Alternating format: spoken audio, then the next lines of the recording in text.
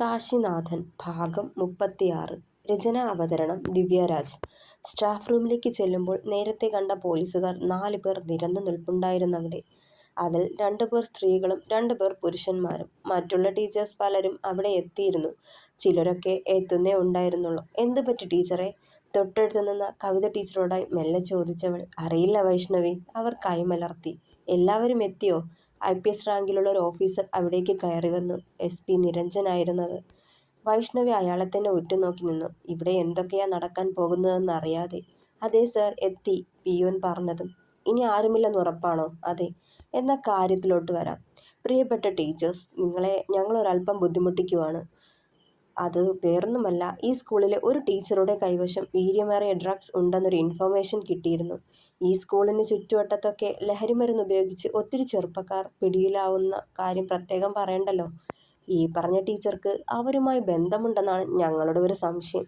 എന്തായാലും ഞങ്ങളൊന്ന് പരിശോധിക്കട്ടെ, എന്നിട്ട് ബാക്കി പറയാം. പറഞ്ഞുകൊണ്ട് ടീച്ചേഴ്സിനെയൊക്കെ ഒരു വശത്തേക്ക് അയാൾ മാറ്റി നിർത്തി. ഓരോരുത്തരുടെയും ബാഗെടുത്ത് എല്ലാ അറകളും അതിൻ്റെ മുക്കും മൂലയും വിടാതെ ചികയാൻ തുടങ്ങി.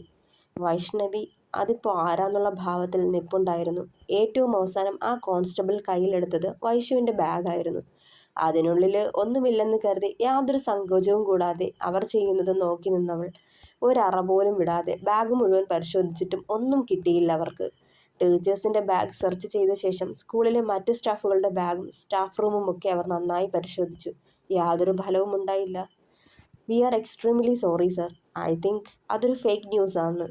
ഹെഡ് മാസ്റ്ററോടായി ക്ഷമാപണം തേടി SP ചെറിയൊരു ജാള്യതയോടെ. ഞാൻ എപ്പോഴേ പറഞ്ഞില്ലേ സർ, ഇതൊരു ഫേക്ക് ന്യൂസ് ആവാനേ ചാൻസ് ഉള്ളെന്ന്. എൻ്റെ ടീച്ചേഴ്സിനെ എനിക്കറിയാം.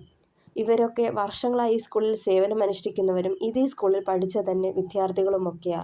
അവരൊന്നും സ്കൂളിനെ ഡീഗ്രേഡ് ചെയ്യുന്ന തരത്തിൽ ഹീന പ്രവൃത്തി ചെയ്യില്ല.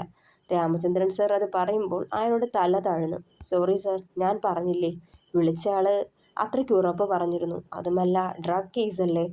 അതും സ്കൂളിൽ മറ്റൊരു ഓപ്ഷനെ പറ്റി ചിന്തിക്കാനുള്ള സാവകാശം പോലും കിട്ടിയില്ല. അതാ. എന്തായാലും നിങ്ങളുടെ സഹകരണത്തിന് വലിയ നന്ദി. ഇനിയും ആ സംഭാഷണം നീണ്ടുപോവാതിരിക്കാൻ അയാൾ പറഞ്ഞു നിർത്തി. എല്ലാവരെയും ഒന്ന് നോക്കിയിട്ട് അയാൾ പുറത്തേക്ക് നടന്നു.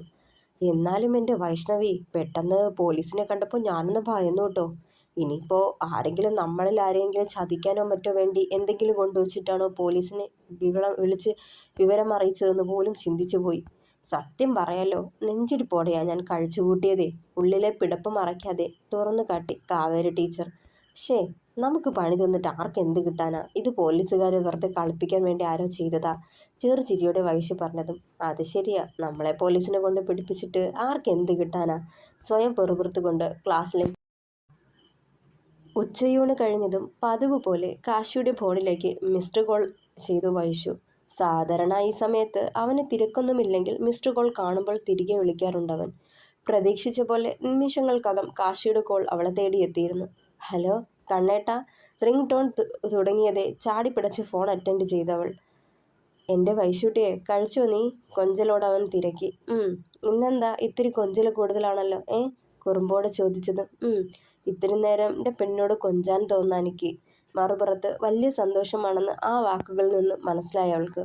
എന്താ ഇന്ന് കുറുപ്പ് സർ അരിമ ശിഷ്യനെ വഴക്കൊന്നും പറഞ്ഞില്ലേ? അതിൻ്റെ സന്തോഷമാണോ? അതിന് ഞാൻ ഹോസ്പിറ്റലല്ലല്ലോ പെണ്ണെ. പിന്നെ? സംശയത്തോട് ചോദിച്ചതും. വീട്ടിലാടി. വീട്ടിലോ? എന്നെ കൊണ്ടാക്കിയിട്ട് തിരികെ പോയോ? എന്തേ ഹോസ്പിറ്റലിൽ പോവാഞ്ഞേ? ചെറിയൊരു തലവേദന. അയ്യോ, എന്തു പറ്റി കണ്ണേട്ടാ? ഞാൻ വരണോ? പെട്ടെന്ന് ആധിയോടെ തിരക്കിയവൻ. നീ കൂടി വന്നെങ്കിൽ, എൻ്റെ തലയൊക്കെ ഒന്ന് മസാജ് ചെയ്തെങ്കിൽ, നിറകിൽ പലയാവർത്തി ആ സുന്ദരമായ താമര ഇതളുകൾ പതിപ്പിച്ചെങ്കിൽ തലവേദന മാറിയേനെ. ഒരു പ്രത്യേക ടോണിൽ പറഞ്ഞതും. അയ്യടി, ഇന്ന് വലിയ ഇളക്കത്തിലാണല്ലോ. താമര ഇതളും മസാജും. എന്താ ചുക്കനിന്ന്? നിക്കെൻ്റെ പെണ്ണിനെ കാണാൻ തോന്നാം. ഇപ്പോഴോ? പിന്നെ നാളെയോ? കെറിവിച്ചവൻ. എന്തിനാ കാണണേ? നമുക്കൊന്നുകൂടി ട്രൈ ചെയ്യാടി. പറച്ചിലിനൊപ്പം ഉയർന്ന കള്ളച്ചിരിയും അവൾ മനസ്സിൽ കണ്ടു. അയ്യടാ കള്ളാ, മിണ്ടാതെ കമിഴ്ന്ന് കിടന്നുറങ്ങിക്കോ. ഉണരുമ്പോൾ തലവേദനയൊക്കെ മാറിക്കോളും. പൊട്ടിയ ചിരി കടിച്ചമർത്തിയവൾ. ഞാൻ ശരിക്കും പറഞ്ഞതാ എൻ്റെ വൈശുവേ. ഒരു 10 മിനിറ്റ് ലീവ് പറഞ്ഞ് പുറത്തേക്ക് ഇറങ്ങിക്കോ, ഞാനിപ്പോൾ അവിടെ എത്തും. മറുപടി പോലും കാക്കാത്തവൻ ഫോൺ കട്ട് ചെയ്തു. ആകെ അന്താളിപ്പായിരുന്നു വൈശുവിന്. രാവിലെ സ്കൂളിൽ നടന്നതൊക്കെ വിളിച്ചറിയിക്കാമെന്ന് കരുതിയ തിടുക്കപ്പെട്ട് വിളിച്ചത്. അപ്പോഴാ ചെക്കൻ്റെ കൊഞ്ചൽ. എന്തായാലും എന്നോട് ലീവ് എടുക്കാൻ പറഞ്ഞതല്ലേ, ആളിങ്ങ് വരും. അല്ല, എന്തും പറഞ്ഞാ ലീവ് ചോദിക്കുക? ഓരോ കാരണങ്ങൾ തിരഞ്ഞു പിടിച്ച് ഓഫീസ് റൂമിലേക്ക് നടന്നവൾ ലീവ് എഴുതി HMനെ ഏൽപ്പിച്ച് പുറത്തേക്കിറങ്ങി. ഗേറ്റ് കടന്നപ്പോഴേ കണ്ടു ബുള്ളറ്റിൽ ചാരി നിൽക്കുന്നവനെ. അത് ശരി, അപ്പം പറഞ്ഞു തീർന്നപ്പോഴേക്കും ആളിങ്ങ് എത്തിയോ? നെറ്റി കുറിപ്പിച്ചവൾ. പിന്നില്ലേ, നിക്ക് എൻ്റെ പെണ്ണിനെ കാണാൻ തോന്നിയ പിന്നെ എങ്ങനെയാടി ഞാൻ പിടിച്ചു നിൽക്കണേ? ഓടി പതുങ്ങി പോന്നേ, കണ്ണിറുക്കിക്കൊണ്ട് ചിരിച്ചവൻ. അപ്പം തലവേദനയോ? കൂർപ്പിച്ചു നോക്കിയതും. അതിപ്പോ എൻ്റെ പെണ്ണിനെ കണ്ടപ്പോൾ തന്നെ പോയില്ലേ? ട്രിം ചെയ്ത കുറ്റിത്താടിയിലൂടെ വിരലോടിച്ച് പറഞ്ഞവൻ. എന്നാ പോവാം ല്ലേ? മൂളിക്കൊണ്ട് ബുള്ളറ്റിൽ കയറി സ്റ്റാർട്ടാക്കി. അവൻ്റെ വയറിൽ ചുറ്റിപ്പിടിച്ച് അവൾ പിന്നിലേക്ക് ചാഞ്ഞിരുന്നു. ഇന്ന് ആളാകെ മാറിയിട്ടുണ്ടല്ലോ, എന്താണ്?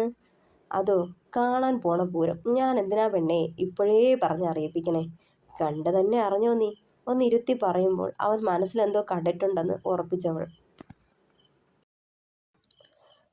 ത്രയംബകത്തിലെ ഗേറ്റ് കിടക്കുമ്പോൾ അവളുടെ കണ്ണുകൾ പെട്ടത് മുറ്റത്ത് കിടക്കുന്ന പോലീസ് ജീപ്പിലും മതിലിനു ചുറ്റും കൂടി നിന്ന ആൾക്കാരിലുമാണ്. കണ്ണേട്ടാ, എന്താ കാര്യം? ഇത്തിരി വിറവോടവൾ അവൻ്റെ തോളിൽ കയമർത്തി. എൻ്റെ പെണ്ണേ, നീ ഇങ്ങനെ ടെൻഷൻ ആവല്ലേ, ഒന്നുമില്ലാടി. ഇല്ലേ, എന്തോ ഉണ്ട്. അല്ലെങ്കിൽ പോലീസുകാരും ആൾക്കാരും കൂടില്ലാലോ? പറ കണ്ണേട്ടാ, എന്താന്ന്? ബുള്ളറ്റ് കൊണ്ട് നിർത്തിയതും ചാടിയിറങ്ങിയവൾ. വണ്ടി നിർത്തിയില്ല പെണ്ണെ, ഇപ്പോൾ പോയനെ താഴേക്ക്. അവളെ നോക്കിയവൻ കണ്ണുരുട്ടി. കണ്ണേട്ടാ, എന്താന്ന് പറയ്, എന്തിനാ പോലീസ്? ആദ്യ അകലാതെ ചോദിച്ചതും. അതോ, നീ കേട്ടിട്ടില്ലേ, താൻ കുഴിച്ച കുഴിയിൽ താൻ തന്നെ വീഴുമെന്ന്? നിന്റെ അമ്മായിയമ്മയില്ലേ സാവിത്രി മേഡം, നിനക്കിട്ടൊരു പണി കൊണ്ടുവന്ന് നിന്റെ ബാഗിനുള്ളിൽ വെച്ചു. അവരുടെ കഷ്ടകാലത്തിന് ഞാനത് കണ്ടും പോയി.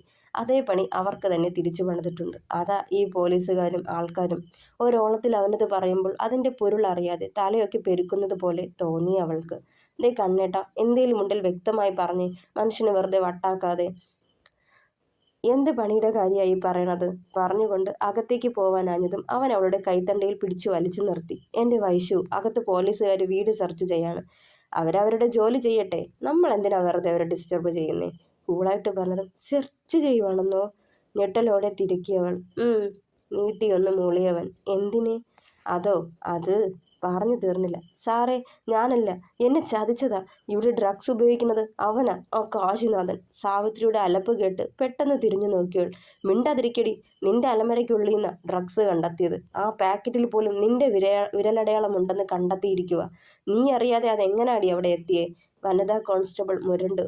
കയ്യിൽ വിലങ്ങും വെച്ച് 2 വനിതാ പോലീസുകാർ വലിച്ചിഴച്ച് കൊണ്ടുവരുന്ന സാവിത്രിയെ കണ്ട് വാവിളിച്ചു വൈശു. ഡേ പെണ്ണേ, വല്ല പ്രാണിയും കയറി പോകട്ടോ? താടിത്തുമ്പൊന്ന് പിടിച്ച് അവളുടെ വായടപ്പിച്ചു കാശി. അവൾ അവനെ തന്നെ അമ്പരന്ന് നോക്കുമ്പോൾ മനോഹരമായൊന്ന് ചിരിച്ചു കാട്ടിയവൻ.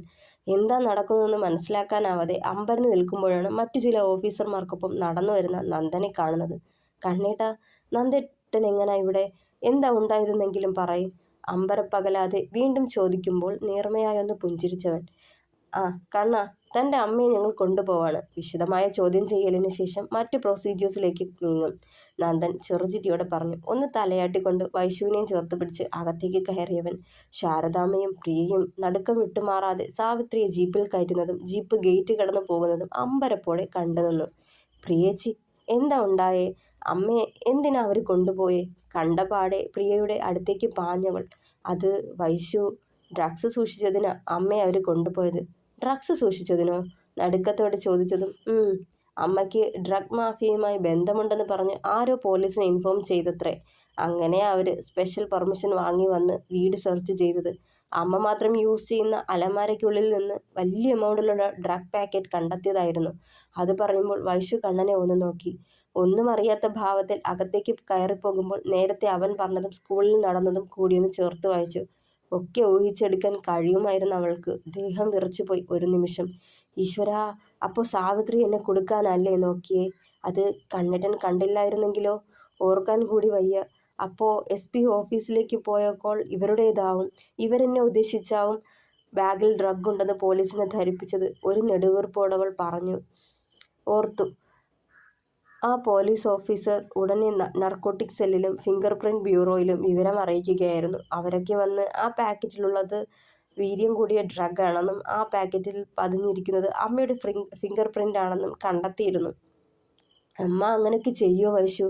കാശിയാ അത് അവരുടെ റൂമിൽ കൊണ്ടുവച്ചതെന്നാ അവർ പറയുന്നത്. കാശി ഒരിക്കലും ഇത്രയും തരംതാണ പ്രവൃത്തി ചെയ്യില്ല, അത് ഉറപ്പാണ്. പക്ഷേ എങ്കിലും അമ്മയറിയാതെ അതെങ്ങനെ അമ്മയുടെ പേഴ്സണൽ കബോർഡിൽ വന്നു എന്നാ? അതിൻ്റെ ലോക്ക് ഓപ്പൺ ആവാൻ ഒരു കോഡുണ്ടെങ്കിലേ പറ്റൂ. അതേപ്പറ്റി അമ്മയ്ക്ക് മാത്രമേ അറിയൂ. അങ്ങനെയുള്ളപ്പോൾ മറ്റൊരാൾക്ക് എങ്ങനെ കഴിയും? എനിക്കെന്തോ ഒന്നും ഉൾക്കൊള്ളാനാവുന്നില്ല, നെറ്റി ഒഴിഞ്ഞുകൊണ്ട് പറഞ്ഞവൾ. അച്ഛനും അനന്തേട്ടനും ഇവിടെ ഇല്ലേ? ചുറ്റും പരതിക്കൊണ്ടൊന്ന് തിരക്കി. ഇല്ല, അവർ ബിസിനസ്സുമായി ബന്ധപ്പെട്ട് എന്തോ ഒരു ആവശ്യത്തിന് പുറത്തു പോയിരിക്കുക. ഞാനൊക്കെ അറിയിച്ചിട്ടുണ്ട്, ഉടനെ വരും. വൈശു ആദ്യ പിടിച്ചിരിക്കുന്ന ശാരദാമ്മയുടെ അടുത്തേക്ക് ചെന്ന് അവരെ ചേർത്ത് പിടിച്ചു. വിഷമിക്കണ്ട കേട്ടോ, തെറ്റ് ചെയ്തിട്ടുണ്ടെങ്കിലേ അമ്മയ്ക്കെതിരെ കേസെടുക്കൂ, ഇല്ലെങ്കിൽ തിരികെ പറഞ്ഞു വിട്ടോളും. ഒന്നും സാരമാക്കണ്ട, തെറ്റ് ചെയ്തവരെ ശിക്ഷ അനുഭവിക്കൂ. പുറമെ അവരെ സമാധാനിപ്പിക്കുമ്പോഴും മനസ്സിൽ സാവിത്രി ചെയ്ത തെറ്റിന് തക്കതായ പ്രതിഫലം കിട്ടണമെന്ന് തന്നെയായിരുന്നു അവൾക്കും. റൂമിലേക്ക് ചെല്ലുമ്പോൾ ജനാലയ്ക്കടുത്ത് പുറം തിരിഞ്ഞു നിൽപ്പുണ്ടായിരുന്നു കാശിനാഥൻ. പാഞ്ഞുചെന്ന് അവനെ വട്ടം ചുറ്റിപ്പിടിച്ച് ആ പുറത്ത് മുഖം ചേർത്ത് വെച്ചവൾ. നിറഞ്ഞൊരു ചിരി ആ ചുണ്ടുകളിൽ വന്ന് തിങ്ങി. എന്നാലും എൻ്റെ കണ്ണേട്ടാ, ആ സ്ത്രീ എന്തൊരു ചതിയാ കാട്ടാൻ ഒരുങ്ങിയേ. കണ്ണേട്ടൻ അത് കാണാതിരുന്നെങ്കിലോ? വിറയോടെ പറഞ്ഞതും തിരിഞ്ഞു നിന്ന് അവളെ മുറുകെ പിണർന്നു കാശിനാഥൻ. നിറഞ്ഞ കണ്ണുകൾ മെല്ലെ വിരൽത്തുമ്പാലെ ഒഴിഞ്ഞെടുത്തു. ഒന്നും സംഭവിച്ചില്ലല്ലോ വൈശു.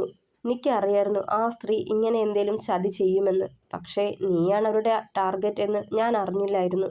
എന്നെ വീണ്ടും പഴയതുപോലെ ആക്കാൻ അവർ ശ്രമിക്കുമെന്നായിരുന്നു കരുതിയത്. അതുകൊണ്ട് ഈ വീട്ടിലുള്ള ഓരോ നിമിഷവും ഞാൻ അവരെ ശ്രദ്ധിക്കുമായിരുന്നു. ഇന്ന് രാവിലെ പാത്തും പതുങ്ങിയും അവർ നമ്മുടെ റൂമിലേക്ക് വരുമ്പോൾ ഞാൻ അലമാരയുടെ പിന്നിൽ വീണുപോയ ഫയൽ തപ്പുകയായിരുന്നു. അതാ അവരും എന്നെ കാണാതെ പോയത്. നോക്കുമ്പോൾ ഒരു കുപ്പിയിൽ എന്തോ കൊണ്ടുവന്ന് നിന്റെ ബാഗിനുള്ളിൽ തിടുക്കത്തിൽ വെക്കുന്നതും തിരികെ പോകുന്നതും കണ്ടു. എൻ്റെ കയ്യിൽ 1-2 പെയർ ഗ്ലൗസ് ഉണ്ടായിരുന്നു. ഞാൻ അതിലൊരെണ്ണം എടുത്തണിഞ്ഞ് ആ കുപ്പി എടുത്ത് ഓപ്പൺ ചെയ്തു. മുൻപ് എനിക്ക് അവർ തന്ന അതേ ഡ്രഗ് ആണിതെന്നും നിറവും മണവും കൊണ്ട് മനസ്സിലാക്കി. ഉടനെ നിന്റെ ബാഗിൽ നിന്നും ഞാനത് മാറ്റിവെച്ചു. നിന്നെ സ്കൂളിൽ കൊണ്ട് ചെന്നാക്കിയ ശേഷം തിരികെ വന്നത് ആദ്യം ചെയ്തത് അവരില്ലാത്ത സമയം നോക്കി ഞാനത് തിരികെ അവരുടെ മുറിക്കുള്ളിലെ ടേബിളിന് മുകളിൽ വയ്ക്കുകയായിരുന്നു. അവരത് കാണുമെന്നും ആരോ അവരുടെ കള്ളം കണ്ടെത്തിയെന്ന് മനസ്സിലാക്കുമ്പോൾ ഭയക്കുമെന്നായിരുന്നു. നാച്ചുറലി കയ്യിൽ സ്റ്റഫ് ബാക്കിയുണ്ടെങ്കിൽ ഒളിപ്പിക്കാൻ ശ്രമിക്കും. ഞാൻ അവർക്ക് പിന്നാലെ നിഴലുപോലെ കൂടി. ടേബിളിന് മുകളിൽ ഇരിക്കുന്ന സ്റ്റഫ് കണ്ടപ്പോൾ തന്നെ വിരണ്ടുപോയവർ ജനാലയും വാതിലും അടച്ചിട്ട് വേഗം അലമാരിക്കുള്ളിലെ സ്റ്റഫ് കയ്യിലെടുത്ത് നോക്കി. പ്രതീക്ഷിച്ച പോലെ തന്നെ അവരുടെ ഫയൽസും മറ്റും വയ്ക്കുന്ന പേഴ്സണൽ കബോർഡിലേക്ക് അത് എടുത്ത് മാറ്റി വയ്ക്കുകയും ചെയ്തു. അത് കണ്ണേട്ടനെങ്ങനെ മനസ്സിലായി? ആകാംക്ഷയോടെ തിരക്കിയത്. ഞാൻ ആ റൂമിൽ എൻ്റെ പഴയൊരു വീഡിയോ ക്യാം അവരറിയാത്ത രീതിയിൽ സെറ്റ് ചെയ്തു വെച്ചിരുന്നു. അവർ റൂമിൽ നിന്ന് മാറിയ തക്കത്തിന് വളരെ കഷ്ടപ്പെട്ട് ഞാനത് തിരികെ എടുക്കുകയും ചെയ്തു. ആരോ തന്നെ വീക്ഷിക്കുന്നെന്ന ഉൾഭയം ഉള്ളതുകൊണ്ട് ഇവർ റൂം പൂട്ടിയിട്ടേ പുറത്തേക്ക് പോകുന്നുള്ളൂ എന്ന് ഉറപ്പായി. സോ ചാവിയും ഞാൻ നേരത്തെ എടുത്ത് മാറ്റിയിരുന്നു. ക്യാം തിരിച്ചെടുത്ത് പരിശോധിച്ചതിനിടെ നന്ദനെ വിളിച്ച് പറയുകയും ചെയ്തു. ഇവിടേക്ക് വരുന്നതിന് മുന്നേ തന്നെ അവൻ നർക്കോട്ടിക് സെല്ലിലും ഫിംഗർ പ്രിന്റ് ബ്യൂറോയിലും വിളിച്ച് കാര്യം പറഞ്ഞ് അവരെ സെറ്റാക്കി. പിന്നൊരു 20 മിനിറ്റ്. അതിനുള്ളിൽ തന്നെ നന്ദനിങ്ങെത്തി. പ്രിയേട്ടത്തിയും അച്ചമ്മയും ഒഴികെ ഇവിടെ ആരും ഇല്ലായിരുന്നു. ഇവിടത്തെ പരിശോധനകളൊക്കെ കഴിഞ്ഞയുടനെ നന്ദന്റെ അനുവാദം വാങ്ങി ഞാൻ നിന്നെ വിളിക്കാനായി വന്നതാ. നിന്നെ കുരുക്കാൻ നോക്കി അവരെ പോലീസ് കയ്യാമം വെച്ച് കൊണ്ടുപോകുന്ന കാഴ്ച നീയും കാണണമെന്ന് തോന്നി. ചെറുചിരിയോടെ അവളെ പൊതിഞ്ഞു പിടിക്കുമ്പോഴും അവളുടെ വിറയൽ മാറിയിട്ടില്ലായിരുന്നു. ഏയ്, പേടിച്ചോ പെണ്ണേ? വിരണ്ട നിൽക്കുന്ന പെണ്ണിന്റെ മുഖം അവന് നേരെ ഉയർത്തിപ്പിടിച്ചു. അപ്പോഴും ചുണ്ടുകളിലും ഉടലും വിറയ്ക്കുന്നുണ്ടായിരുന്നു അവളുടെ. അങ്ങനെ ആർക്കേലും നോവിപ്പിച്ച് രസിക്കാൻ ഞാൻ എൻ്റെ പെണ്ണിനെ വിട്ടുകൊടുക്കുമെന്ന് കരുതണുണ്ടോ നീ? എന്നെ കടന്നേ നിന്നെ ഒന്ന് സ്പർശിക്കാനെങ്കിലും കഴിയൂ ആർക്കും? ആ വാക്കുകളിൽ തന്നെ നിറഞ്ഞിരുന്നു അവന് അവളോടുള്ള അടങ്ങാത്ത പ്രണയവും കരുതലും. 1/2 കിലോഗ്രാം ഡ്രഗ്മായി മലയാളിയായ വനിതാ എന്റർപ്രൂണർ പിടിയിലായി. ലക്ഷങ്ങൾ വില വരുന്ന വീര്യം കൂടിയ ഡ്രഗാണിത് അവരുടെ കയ്യിൽ നിന്ന് പിടിച്ചെടുത്തത്. ട്രസ്റ്റ് മീ ഹോസ്പിറ്റലിലെ MD ഡോക്ടർ നരേഷാണ് ഇവർക്കത് എത്തിച്ചു കൊടുത്തതെന്നാണ് ചോദ്യം ചെയ്യലിൽ വ്യക്തമായത്. ഡോക്ടർ നരേഷിന് മാഫിയയുമായി ബന്ധമുണ്ടെന്ന് പ്രാഥമിക നിഗമനം. നരേഷ് ഇപ്പോൾ ഒളിവിലാണ്. തിരച്ചിൽ ഊർജിതമാക്കി കേരള പോലീസ്.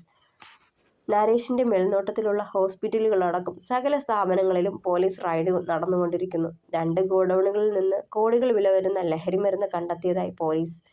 ആതുര സേവന രംഗത്തുള്ളവരെ കരിവാരി തേക്കുന്ന രീതിയിലുള്ള ഇത്തരം പ്രവൃത്തികൾ പ്രോത്സാഹിപ്പിക്കില്ലെന്നും നരേഷിനെതിരെ കടുത്ത നടപടി തന്നെ എടുക്കുമെന്നും ആരോഗ്യമന്ത്രി.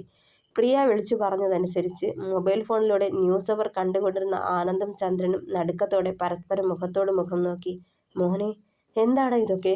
ചന്ദ്രൻ ആധിയോടെ പറഞ്ഞതും അമ്മ ആരെങ്കിലും ചതിച്ചതാവും അച്ഛാ. ഏതായാലും നമുക്ക് വേഗം സ്റ്റേഷനിലെത്തി അമ്മയെ കാണാം. എന്താ നടന്നതെന്ന് ചോദിച്ചറിയാലോ.